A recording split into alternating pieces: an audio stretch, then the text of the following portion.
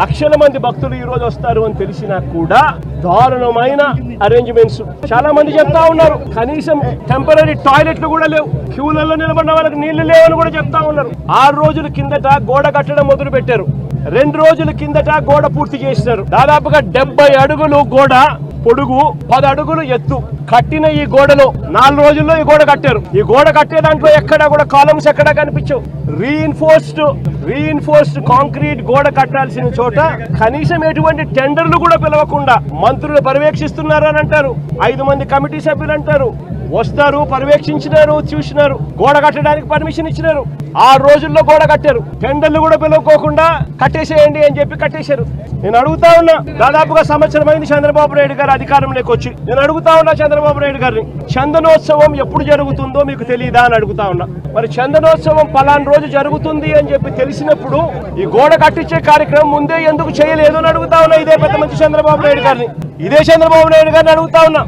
ఈ గోడ నిర్మాణం కేవలం 6 రోజుల కిందట మొదలై 2 రోజుల కిందట పూర్తి చేశారు. దీని అర్థం ప్రభుత్వం ఎటువంటి ముందస్తు ఏర్పాట్లు సీరియస్ గా తీసుకోలేదు అని చెప్పి నిదర్శనం కాదా అని అడుగుతా ఉన్నా.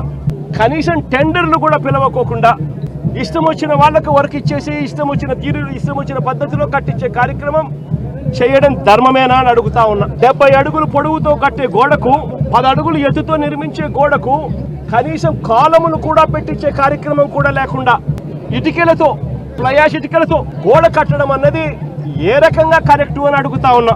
కనీసం కట్టే ఈ గోడను రీఇన్ఫోర్స్డ్ కాంక్రీట్ తో అయినా కట్టాలి. రీఇన్ఫోర్స్డ్ కాంక్రీట్ తో కట్టి దానికి వీప్ హోల్స్ కూడా పెడితేనే కాస్తో కూస్తో ఏ గోడైనా నిలబడుతుంది అన్న జ్ఞానం కూడా లేకుండా ఎలా కట్టారు అని అడుగుతా ఉన్నా.